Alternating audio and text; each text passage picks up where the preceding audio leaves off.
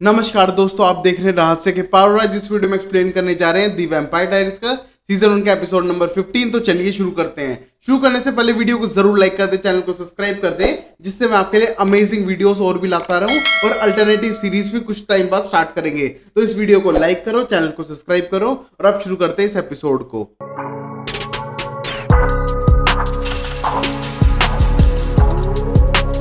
हम पहला सीन देखते हैं जहां पर ये 1920s का सीन दिखाई दे रहा था और उस मोमेंट पे वहां पर पार्टी चलने लग रही है और वहां पर सब लोग थे, वेयरवुल्व्स थे, वैम्पायर्स थे और बाकी सब विचेस भी थी। और वहीं हम देखते हैं क्लाउस का सारा प्लान था और विच के साथ प्लान कर रहा था हम सब यहाँ पे पूरा मैनेज करेंगे और सब कुछ सही रखेंगे। और तभी हम देखते हैं विच से कुछ ज्यादा अट्रैक्टेड दिखता है और विच वहां से जाने के बाद हम देखते हैं लाइजा उससे बोलता है ये तुम्हारा विजन था जो आज रियल हो चुका है। और तभी हम देखते हैं क्लाउस ये सब देख के उस टाइम में बहुत ज्यादा खुश दिखाई दे रहा था और हम देखते हैं यहीं पर ये एपिसोड शुरू होता है। अब फिर हम प्रेजेंट टाइम में देखते हैं जहां पर क्लाउस को लेटाया हुआ था, वहां पर वो कैमी को लेके आता है एलाइजा। और कैमी बोलती तो मुझे यहाँ पर क्यों लेके आए हो, मेरे अंकल को हैक्स किया हुआ है, उनकी हालत खराब हो रही है, मुझे उनकी देखभाल करनी होगी।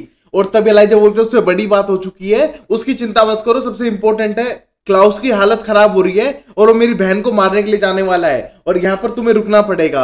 और तभी कैमी पूछती है मुझे क्यों, कोई और क्यों नहीं। और ये कहने के बाद उसका भाई एलाइजा बोलता है कि तुम अकेली बंदी हो जिसको जान से नहीं मारेगा देखते ही, इसलिए मैं तुम्हें छोड़कर जा रहा हूँ। और तभी हम देखते हैं वो उसको पीछे हटने के लिए कहता है, अपना हाथ डालता है उसके पेट को काटने के बाद और वहां से वो डैगर निकालता है। और ये देखने के बाद वो डर जाती है उस डैगर को जो उसको दिया था एक विच ने। तभी हम देखते हैं वो डैगर निकाल देता है और बोलता है इस डैगर से बहुत पेन हुआ है, थिंक इज तुम्हें अपना इसे ब्लड फीड करना पड़ेगा थोड़ा थोड़ा जिससे कि ये सही हो जाए। और तभी कैमी बोलते हैं तुम्हारे पास ब्लड बैग्स नहीं होंगे क्या, मुझे फीड करने की क्या जरूरत है। और बोलते हैं तुम्हारे ब्लड में रिवेन है ना, तो स्लोली स्लोली हील होगा, तब तक रिबेका यहाँ से जा चुकी होगी। और ये कहने के बाद जाने लगता है। हम देखते हैं इस मोमेंट पे क्लाउस की आंखें खुल चुकी थी और वो कुछ बड़बड़ा रहा था।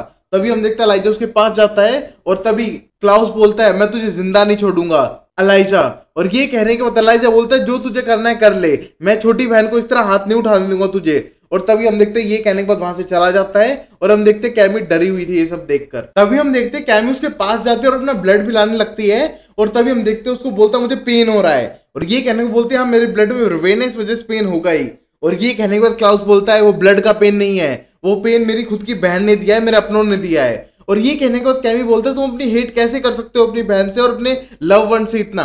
और तभी क्लाउस बोलता है क्योंकि मुझे वैसा पेन किसी ने नहीं दिया 1000 साल के अंदर जो मेरी बहन ने मुझे दिया है। और ये कहने के बाद वो गुस्सा हो जाता है। और तभी हम देखते हैं एक फ्लैशबैक का सीन जहां पर हम देखते हैं कि क्लाउस देखने लग रहा था उस पार्टी के अंदर मार्सेल पे बार बार इशारे करने लग रही थी रिबेका और उसको बार बार पास जा रही थी। और ये देखने के बाद वो एलाइजा से बोलता है तुम्हें नहीं लगता है छुप छुप के फिर से मिलने लग गए हैं, जब मैंने इनको साफ मना किया था ये साथ नहीं रह सकते हैं। और तभी हम देखते हैं एलाइजा उसको रोकने की कोशिश करता है और तभी क्लाउस बोलता है डोंट वरी मैं थोड़ा बदल चुका हूं। और तभी एक स्पीच देता है और सबको कहता है कि मेरी जो सिस्टर है वो अपने लाइफ पार्टनर को चुन चुकी है और इस बात से मैं खुश हूं।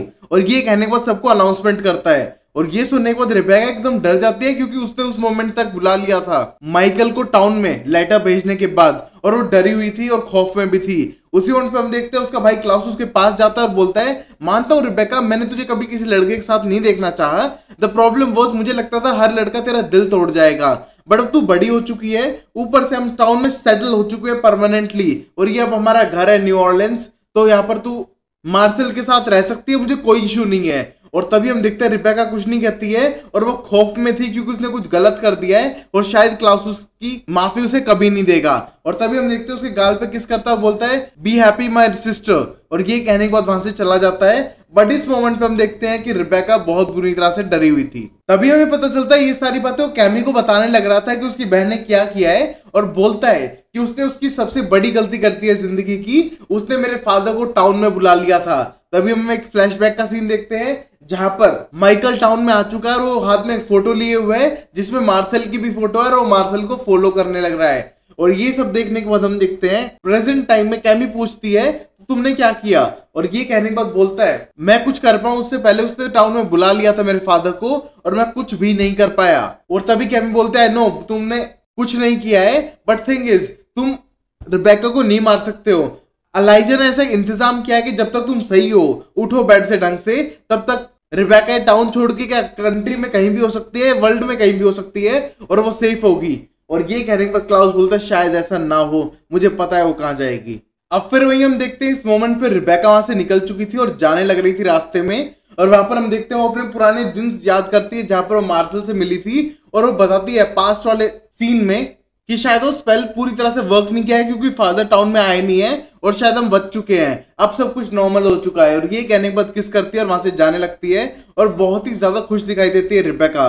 बट हम देखते हैं उसका फादर उन्हें देखने लग रहा था और ऑब्जर्व कर रहा था उसी बार के अंदर बैठकर, और तभी हम देखते हैं उसका फादर सीधा मार्शल का पीछा कर रहा है। और ये सारी चीजें सोचने के बाद रिबेका बोलती है शायद क्लाउस हमें कभी माफ नहीं करेगा इस चीज के लिए, जब हम दुनिया के किसी भी हिस्से में छुप जाए वो हमें ढूंढ ही लेगा, और उसके लिए शायद हमको कोई विच चाहिए हेल्प के लिए। और ये कहने के बाद हम देखते हैं मार्शल बोलता है हम हेल्प कर सकते हैं डेविना की, और डेविना हमारी हेल्प करेगी और हम उसको भी ट्रिप पे साथ लेके चलेंगे। और ये कहने के बाद हम देखते हैं रिबेका बोलती है ऐसा कुछ नहीं होने वाला है और हम वापस नहीं जाने वाले हैं। और तभी हम देखते हैं मार्शल डेविना को अपने साथ ले जाना चाहता है क्योंकि वो उसकी हेल्प लेगा, ऊपर से उसको बचा के अपने साथ रखना चाहता है। तभी रिबेका बोलती है अगर तुम्हें डेविना वापस चाहिए ना, तुम्हें उन 3 विचेस को हराना पड़ेगा जिनने क्लाउस माइकलसन को हराया है, ये नामुमकिन है। तभी हम इस मोमेंट पे देखते हैं मार्शल बिल्कुल भी नहीं सुन रहा था और वापस टाउन की तरफ वापस जाता है गाड़ी से। तभी फिर हम देखते हैं थोड़ी देर बाद वो टाउन में वापस आ चुके थे और पहुंचते हैं टियारी के पास और उसको अपना प्लान बताते हैं कि तुम्हें हमारी हेल्प करनी होगी, उनमें से 2 विचेस और बची हैं जिनको मार सकते हैं और उनको हेल्प करनी पड़ेगी उन एंसेस्टर विच को खत्म करने के लिए। और तभी हम देखते हैं टेरी बोलता है मैं क्यों हेल्प करूं उनको मारने के लिए, वो इतनी खतरनाक है। और तभी मार्शल बोलता है मैं भी तो कर रहा हूं ना, तुम्हें करना पड़ेगा और मैंने तो इससे खतरनाक लोगों से भिड़ चुका हूं। और ये कहने के बाद हम देखते हैं एक फ्लैशबैक का सीन जहां पर हम देखते हैं मार्शल पास जाता है माइकल के। उस मोमेंट पे हम देखते हैं कि अब माइकल साइड में बैठा हुआ था और मार्शल से बोलता है तुम्हारी गर्लफ्रेंड शायद बहुत ब्यूटीफुल है। और ये कहने के बाद मार्शल बोलता है नहीं अभी तो हम दोस्त हैं बहुत अच्छे। और तभी माइकल बोलता है नहीं ऐसा लगता तो नहीं है, तुम बड़े लकी हो, जो लड़की थी वो मुझे मेरी वाइफ की याद दिलाती थी। और ये कहने के बाद मार्शल बोलता है sorry for your loss but thanks a lot. और तभी उसके साथ बैठ के ड्रिंक करने लगता है। और तभी हम देखते हैं माइकल पूछता है कि तुम्हें मुझे इतने दूर से बुलाना पड़ा, thanks a lot for that also. और ये कहने के बाद मार्शल बोलता है कि तुम कौन हो। और तभी वो बोलता है शायद तुम भूल गए, और वो फोटो देता है और कहता है तुमने ही तो फोटो भिजवाया था मेरे पास कि मैं यहाँ पर आ सकूं। और ये देखने के बाद हम देखते हैं कि मार्शल समझ जाता है कि ये कोई और नहीं माइकल है और वहां से जाने की कोशिश करता है, बट हम देखते हैं उसे बैठा लेता है और वहां पर उसे कंपेल करता है और बोलता है मुझे पता करना है तुमने मुझे बुलाया क्यों है। मानता हूं तुम क्लाउस के अंडर काम करते हो बट तुम उसे हेट करना शुरू कर चुके हो मेरी बेटी के प्यार में, और वो तुम्हें एक साथ नहीं रहने दे रहा है। नो, बट तुम्हें मुझे बुलाने की क्या जरूरत थी, इतनी ज्यादा नफरत करते हो क्योंकि तुम्हें पता है मुझे कहते थे the destroyer of the cities, जिस शहर में मैं जाऊंगा उसको तबाह करते हुए जाऊंगा और तुम्हें अब मुझे बताना पड़ेगा। और उसे कंपेल करता है कि क्लाउस कहां पर है। और ये देखने के बाद हम देखते हैं मार्शल ना चाहते हुए भी उसे सब कुछ सच बताता है। फिर हम देखते हैं टेरी प्लान में शामिल हो चुका था और उसने बुला लिया था दोनों विचेस को। और तभी बोलते हैं सबरीन यहाँ पर नहीं आई है। बोलते हैं नहीं सबरीन नहीं आई है, तुम हमें बताओ, हमें पता चला है तुम विचेस के साथ बहुत पुराने टाइम से काम करते हो टेरी, और तुम्हारी वजह से हमारे वरना नॉर्मली नहीं आते, तुम्हारे पास क्या इन्फॉर्मेशन है बताओ। और तभी हम देखते हैं टेरी उनको बताने लगता है कि डेविना को वापस जिंदा करने के लिए मार्शल प्लान बनाने लग रहा है और यहाँ पर वो तुम दोनों को मारकर और यहाँ पर तीनों को मारकर वो वापस रिजरेक्ट करने वाला है डेविना को। और ये सुनने को दोनों विचेस हंसने लगती है क्योंकि उनके लिए मजाक सी बात थी। और तभी वो पूछते हैं तुम्हें क्या चाहिए इस डील में। और उस मोमेंट पे हम देखते हैं ये डील सुनने के बाद हम देखते हैं टेरी उन पर अटैक करने की कोशिश करता है, बट हम देखते हैं दोनों विचेस टेरी पे भारी पड़ती हैं। और उस मोमेंट पे हम देखते हैं टेरी जैसे ही जमीन पे गिरने वाला था हम देखते हैं मार्शल उसको पकड़ लेता है और दूसरी विच वहां से भागने लगती है, उसको रिबेका पकड़ती है। बट हम देखते हैं जब तक वो एक बूढ़ी विच को मारते हैं उस मोमेंट तक दूसरी विच इतनी पावरफुल थी और उनको जमीन पे गिरा देती है और मार्शल के हाथ पे आग लगाती है और बोलती है मेरे पास आए तो मैं तुम्हें खत्म कर दूंगी। और ये देखने के बाद वहां से भाग जाती है और हम देखते हैं रिबेका बोलती है हमको वापस चाहिए क्योंकि हमारे पास टाइम नहीं है, क्लाउस हमारा पीछा करेगा। और तभी रिबेका को बोलता है मार्शल मैं समझता हूं बट थिंग इज हमें अभी डेविना की बॉडी को लेना है, जिंदा हो या नहीं हो हमको यहाँ से भागना पड़ेगा, हमारे पीछे क्लाउस है। और ये कहने के बाद वहां से जाने का प्लान बना लेते हैं। अब फिर वही हम हेली को देखते हैं जिसने पकड़ लिया था सेलेस्ट को, और हम देखते हैं उसकी तरफ गन करती है और बोलती है सेलेस्ट जो भी तुम्हारा नाम हो मुझे कोई मतलब नहीं है। और तभी हम देखते हैं सेलेस्ट बोलती है इतनी तुम गुस्से में क्यों हो। और तभी हेली बोलती है मुझे पता है तुम मैजिक कर सकती हो बट मैंने तुम्हें बांध दिया है, ऊपर से तूने मुझे या फिर मेरी दोस्त को हैक करने की कोशिश की तो याद रखना तुझे जान से मार दूंगी। तभी हम देखते हैं वेयरवुल्फ ने उसे घेर के रखा हुआ था और वो बहुत ज्यादा कंफ्यूज थी कि उसे लाया क्यों गया है। और तभी हेली अपनी डिमांड बताती है कि तुमने कुछ टाइम पहले एक बॉडी ली थी और वहां पर उसने कर्स रखा था पूरी वेयरवुल्फ की ब्लड लाइन के ऊपर, जो सिर्फ फुल मून पे ह्यूमन बनते हैं, तो उसे वो कर्स तोड़ना पड़ेगा। और ये सुनने के बाद हम देखते हैं उसे याद था उसने कब किया था, बट हम देखते हैं उसको गन पॉइंट पे वो करवाने के लिए कह रही थी हेली। अब फिर हम अगले सीन में देखते हैं मोनिक को जो कोई स्पेल कर रही है और जमीन पे है। तभी हम देखते हैं उसको पता चलता है उसके आसपास कोई आ चुका है और वो कोई और नहीं अलाइजा था। हम देखते हैं अलाइजा को देखने के बाद बोलती है तुम यहाँ पर आए क्यों हो और तुम जैसे लोगों की यहाँ पर एंट्री बंद है। और ये कहने के बाद हम देखते हैं अलाइजा आगे बढ़ता है और कहता है मुझे काम था स्पेशली सबीन से और मुझे पता करना है कि वो कहाँ पर है क्योंकि उसके अंदर सेलेस्ट की बॉडी है। और ये कहने के बाद हम देखते हैं मोनिक साफ मना करती है कि वो नहीं बताने वाली है और तुम्हें इससे कोई मैटर नहीं है। और इस मोमेंट पे हम देखते हैं अलाइजा आगे बढ़ता है और बोलते हैं तुम बिल्कुल भी ऐसा मत समझो, सेलेस्ट जो है ना वो किसी की भी नहीं है क्योंकि मैं उसे तुमसे ज्यादा अच्छे से जानता हूँ। और तभी हम देखते हैं मोनिक बोलती है नहीं, वो हमारे ट्रस्टेड लोगों में से एक है और वो सबीन की बॉडी के अंदर है और बेस्ट है। तभी हम देखते हैं इस मोमेंट पे अलाइजा आगे बढ़ता है और बोलता है ऐसा कुछ भी नहीं है। पहली बात तो नंबर 1 जो तुम्हारे पास पावर है अभी वो मेरी मॉम की ग्रिमवोर की वजह से है, उनकी दी हुई पावर है जो तुम यूज करने लग रही हो।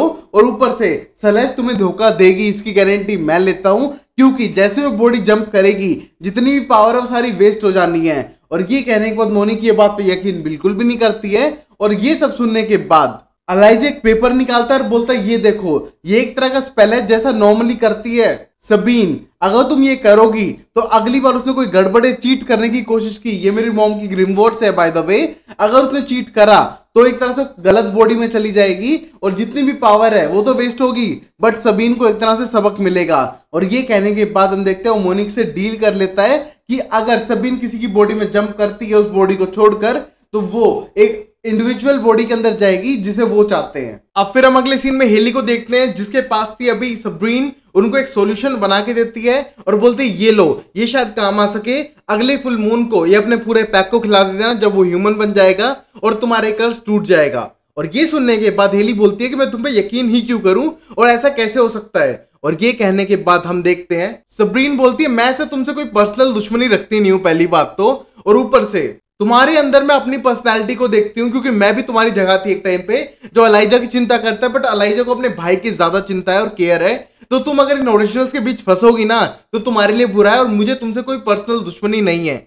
और ये कहने के बाद हम देखते हैं वहां पर आ जाता है अलाइजा और अलाइजा को देख के वहां पर जितने भी वेयरवुल्फ्स हैं वो चिल्लाने लगते हैं और भौंकने लगते हैं। और ये देखने के बाद हम देखते हैं हेली उन्हें चुप कर आती है और बोलती है अलाइजा तुम यहाँ क्या कर रहे हो और इससे मेरी डील चल रही है। बट तभी अलाइजा बोलता है इससे डील करने का कोई फायदा नहीं है, एक नंबर की झूठी है और जो भी तुझे मिला इस टाइम पे वो शायद फेक है। और ये सुनने के बाद हम देखते हैं कि अब हेली को डाउट होता है बट इस मोमेंट पे हम देखते हैं अलाइजा उसके पास आता है बट हेली बोलती है मैं अपने आप संभाल लूंगी इन सब सिचुएशन को और तुम्हें यहाँ रहने की कोई जरूरत नहीं है और बीच में प्लीज पढ़ना मत अगर हेल्प नहीं कर सकते हो तो।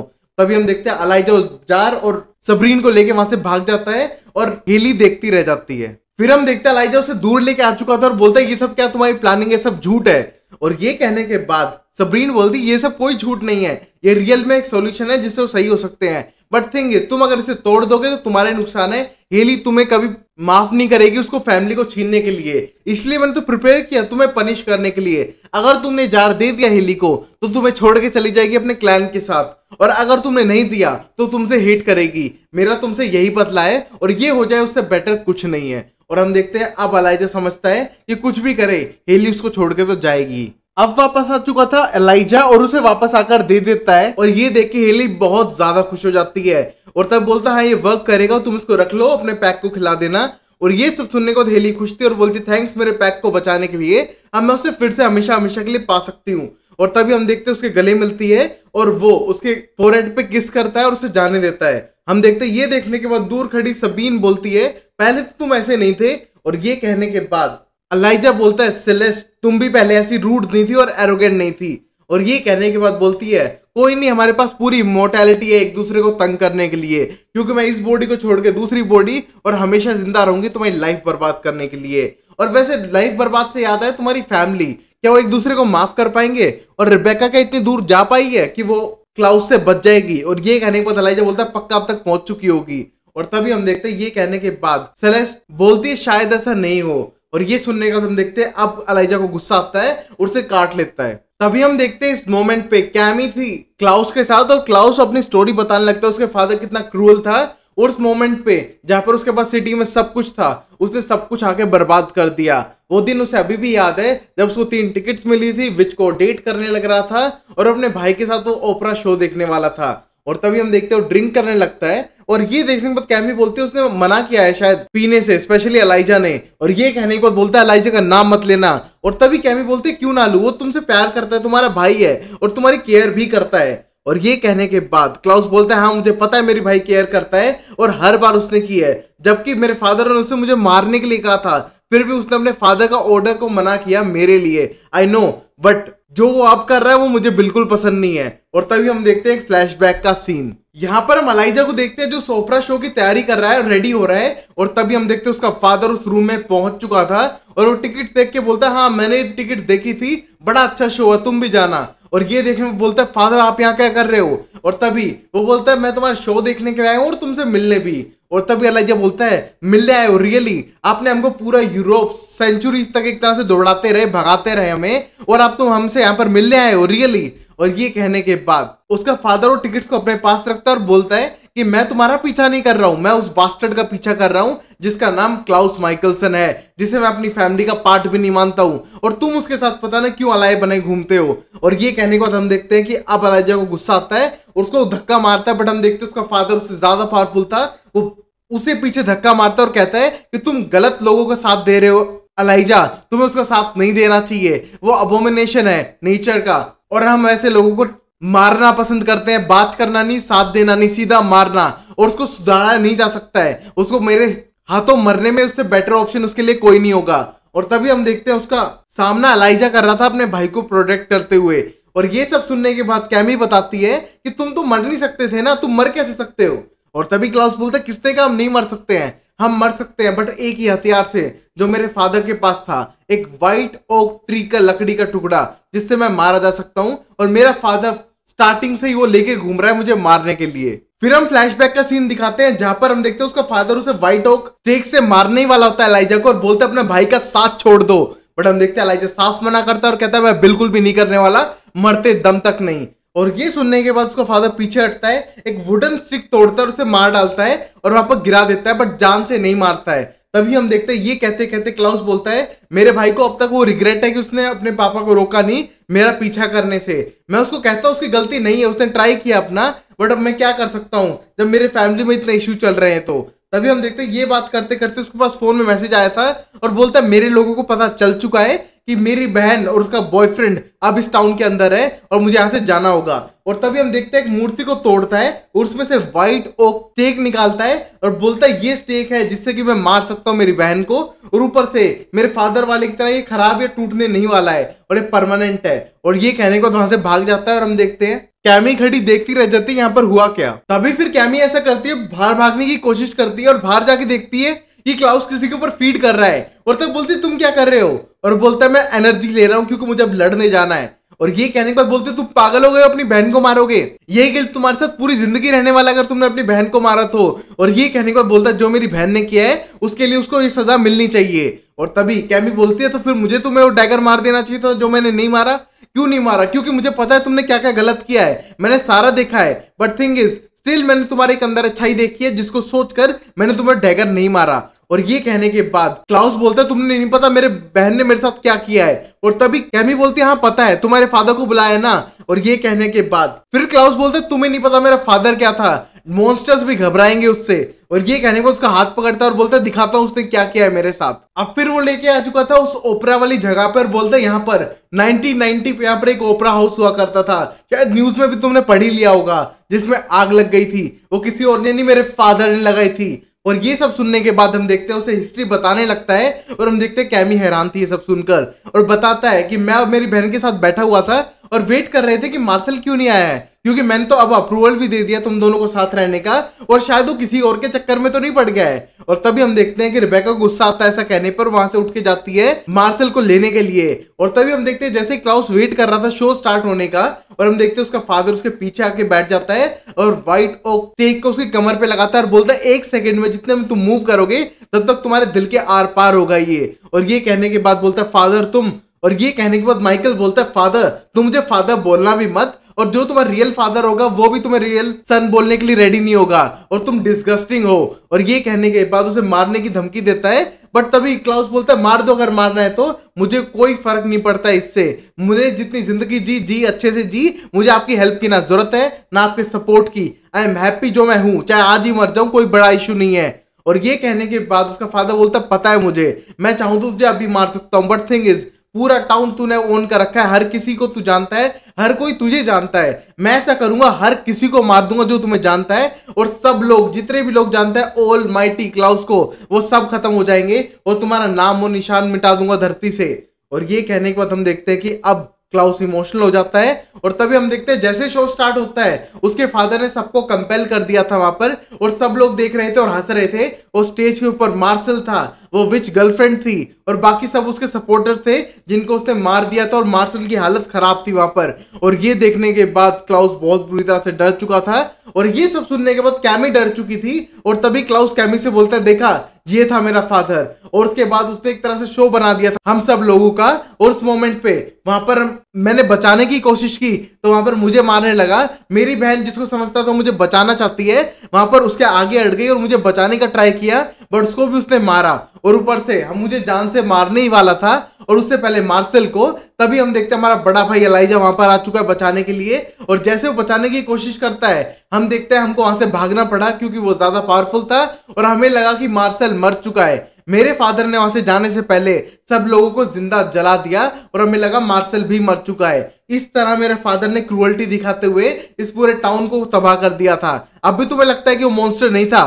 कैमी बहुत बुरी तरह से शॉक थी, और ये सब सुनने के बाद क्लाउस कैमी से बोलता है मेरी उस दिन ह्यूमैनिटी खत्म हो चुकी थी, कोई इमोशन बचे ही नहीं थे जो उस दिन मेरे साथ हुआ, मुझे वहां पर एक जानवर की तरह भागना पड़ा, और मैं लड़ भी नहीं पाया मेरे फादर से। और उस दिन के बाद मैंने अपनी फैमिली को माना, बहन और भाई को, और उसमें से बहन ने मेरे साथ ये कर दिखाया है, मैं उसको तड़पाऊंगा नहीं, ह्यूमिलेट नहीं करूंगा, बट सीधा जान से मार दूंगा। और ये कहने के बाद वहां से भाग जाता है, और कैमी डर चुकी थी रिबेका के लिए, बट हम देखते हैं वो भाग चुका था और कैमी कुछ नहीं कर पाएगी। अब फिर वही हम एलाइजा को देखते हैं जो सबीन को लेके आ चुका था एक सेमेट्री के अंदर, और तभी सबीन बोलती है तुम्हें मुझे काटने की जरूरत नहीं थी यहाँ लाने के लिए, और ऊपर से तुम्हारी वजह से तो मैं मरी थी। और ये कहने के बाद एलाइजा बोलता है मेरी वजह से क्या, वो सिर्फ एक इंसिडेंट था, और वैसे भी तुम लव के लिए मरी हो। और ये कहने के बाद हंसने लगती है और बोलती है रियली तुम ऐसा सोचते हो? तो याद रखना मैं हर बार अलग अलग बॉडी पे जंप करती रहूंगी और तुम्हारा पीछा कभी नहीं छोड़ूंगी। जिस लड़की से भी तुम्हें प्यार होने लगेगा तुम्हें डाउट होगा कि वो मैं हूं क्या नहीं हो, और तुम्हें पूरी जिंदगी अकेला रहना पड़ेगा एलाइजा, जो तुमने मेरे साथ किया था। और ये कहने के बाद हम देखते हैं वहां से भागने लगती है, और एलाइजा उसका पीछा करता है, बट हम देखते हैं उसने बाउंड्री स्पेल करके उसे सेमेट्री के अंदर बंद कर दिया था। और ये देखने के बाद बोलती है बाउंड्री स्पेल है और ऊपर से टूटने वाला नहीं है, जब तक तो नहीं जब तक तुम्हारी बहन नहीं मर जाएगी अगले लूनर तक, तब तक अगला जब फुल मून होगा तब तक तुम यहाँ पर कैद रहोगे और तुम यहाँ से नहीं निकलने वाले, और शायद तुम्हारी बहन जिंदा ना बचे तब तक। और ये कहने के बाद हंसने लगती है और बोलती है अब मेरा इस बॉडी को छोड़ने का टाइम आ चुका है, क्योंकि अब मुझे कोई और बॉडी चाहिए। और तभी हम देखते हैं ग्लास का टुकड़ा लेती है और अपनी गर्दन काट के मर जाती है और जमीन पे गिर जाती है। हम देखते हैं जैसे वो मरती है वो अपना बॉडी ट्रांसफर करने की कोशिश कर रही थी, और तभी वहां मोनिक आ जाती है जो बहुत ज्यादा सैड थी, और तभी बोलती है मोनिक तुम सही कह रहे थे इसके बारे में, उसने वैसा ही किया जैसे इसने चाहा था और तुम सही थे। और ये कहने के बाद हम देखते हैं एलाइजा बोलता है मैं तो हमेशा ही सही होता हूं, और तभी मोनिक इशारा करती है कि सेमेट्री के अंदर ही वो बॉडी है जिसके अंदर ये शफल हो जाएगी जैसा कि स्पेल करवाया उनने। और तभी हम देखते हैं जैसे वो वहां से जाता है हम देखते हैं मोनिक को उस मोमेंट पे बहुत बुरा लग रहा था। तभी हमें पता चलता है मोनिक ने एक स्केलेटन को रेडी किया था उसकी बॉडी के लिए, और हम देखते हैं उस बॉडी के राइज होते ही वो उसके अंदर आ जाती है और अपने आप को वहां पाके घबरा जाती है कि मैं यहाँ कैसे आ सकती हूँ, क्योंकि उसने किसी और की बॉडी के अंदर जाना था जंप करके। तभी हम देखते हैं कि वो वहां पर उठती है उस कपड़े को लपेटते हुए बोलते हैं मैं यहाँ कैसे आ सकती हूँ, बट तभी हम देखते हैं एलाइजा अंदर आ जाता है उस सेमेट्री के और बोलता है कि मोनिक के साथ मैंने पहले ही डिस्कस कर लिया था कि तुम उसे धोखा देने वाली हो, और मुझे पता है जो अपनी की नहीं हो सकती वो किसी की नहीं है। और तभी हम देखते हैं उसके आगे बढ़ने लगता है और अब सेलेस्ट रोने लगती है प्लीज ऐसा मत करना, प्लीज आई लव यू। तभी हम देखते हैं ये कहने के बाद एलाइजा बोलता है देखो तुम कितनी वॉनरेबल हो इस मोमेंट पे, और तभी एक चाकू लेके उसको पूरा पेट फाड़ के उसे मार देता है, और हम देखते हैं उसको मारने के बाद वहां से चला जाता है। उसी मोमेंट पे हम देखते हैं कि उस सेमेट्री के अंदर कोई और भी था, वो थी रिबेका मार्शल जो लेने के लिए आए थे डवीना की बॉडी को, हम देखते हैं वो पत्थर से निकाल लेते हैं डवीना की बॉडी को, चेक करते हैं और वहां से जाने लगते हैं। जैसे हम देखते हैं मार्शल तो निकल जाता है डवीना की बॉडी को लेके, बट हम देखते हैं वहां से रिबेका नहीं निकल पाती और बोलती है ये एक ट्रैप है, शायद मेरे भाई ने बिछाया होगा। और ये कहने पर डरने लगती है और बोलती है प्लीज मार्शल तुम लेके जाओ डवीना को और तुम दोनों सेफ हो जाओ। और तभी मार्शल बोलता है मैं ऐसा बिल्कुल नहीं होने दूंगा, तुम्हें छोड़ के नहीं जाऊंगा।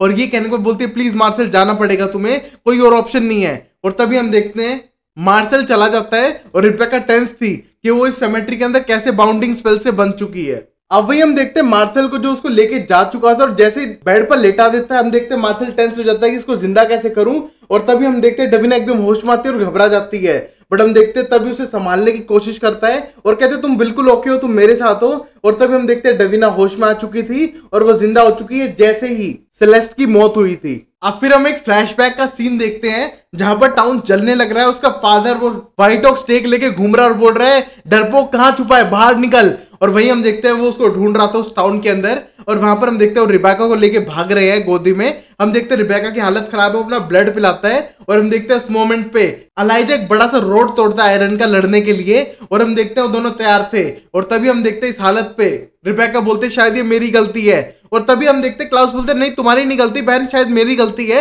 वो मेरा पीछा कर रहा था, आई एम सॉरी तुम्हें हर्ट हुआ। और तभी हम देखते हैं रिबेका सच नहीं बताती है पास सीन में। और तभी हम देखते हैं इस मोमेंट पे एलाइजा बोलते हैं तुम दोनों यहाँ से भाग कर जाओ, मैं अपने आप संभाल लूंगा और प्लीज यहाँ से दूर चले जाओ। और तभी हम देखते हैं क्लाउस बोलता है ये शायद हमारा घर होने वाला था। और तभी हम देखते हैं रिबेका बोलती है मार्शल, और तब हम बोलते हैं नहीं मार्शल नहीं बचा, शायद वो मर चुका है। और हम देखते हैं वो दोनों बहुत ही ज्यादा इमोशनल थे और क्लाउस रिबेका को लेकर वहां से भाग जाता है। और इसी मोमेंट पे हम देखते हैं कि एलाइजा अकेला रह जाता है अपने फादर को सामना करने के लिए। और फिर हम आ जाते हैं प्रेजेंट टाइम में, जहां पर हम देखते हैं चिल्लाते हुए क्लाउस घूमने लग रहा है टाउन में रिबेका करके। और हम देखते हैं उसके हाथ में व्हाइट ऑक स्टेक है जो टूट नहीं सकता है ना डिस्ट्रॉय हो सकता है। और तभी हम देखते हैं उसका पीछा करते हुए यहाँ घूम रहा है शहर में और सीधा चला जाता है सेमेट्री की तरफ। और उसी मोमेंट पे हम देखते हैं एलाइजा वहां पर ये सब याद कर रहा था खड़ा होकर कि क्या हुआ उनके पास्ट में। और तभी हम देखते हैं वहां रिबेका आ जाती है और रिबेका को देख के बोलते हैं तुम यहाँ पर क्या कर रही हो और तुम सेमेट्री में क्यों हो, तुम दुनिया के दूसरे पार्ट में होनी चाहिए थी ना इस टाइम पे। और तभी रिबेका बोलते हैं कितनी भी दूर चले जाओ क्लाउस मुझे पकड़ ही लेगा। और ये कहने के बाद इमोशनल हो जाती है और सामने से क्लाउस आ जाता है और बोलता है कि इससे दूर हो जाओ भाई। और हम देखते हैं उस मोमेंट पे एलाइजा आगे बढ़ता है और वो पापा टूंडे वाला जो हथियार था वो उसके हाथ में था। और तभी हम देखते हैं तीनों बहुत ही ज्यादा गुस्सा हो जाते हैं और वैम्पायर्स लुक देते हैं एक दूसरे को गुस्से में। और तभी हम देखते हैं अगले एपिसोड में होगा क्या रिबेका को मार देगा उसका भाई या फिर एलाइजा बीच में मर भी सकता है। ये सब देखेंगे अगले एपिसोड में। तब तक के लिए लाइक शेयर सब्सक्राइब करो और गाइस प्लीज बने रहो इस सीरीज के साथ, जिसके बाद मैं और भी अमेजिंग सीरीज लाऊंगा। तो please like share and subscribe. मिलते हैं अगले एपिसोड में, तब तक के लिए tata bye bye and sayonara.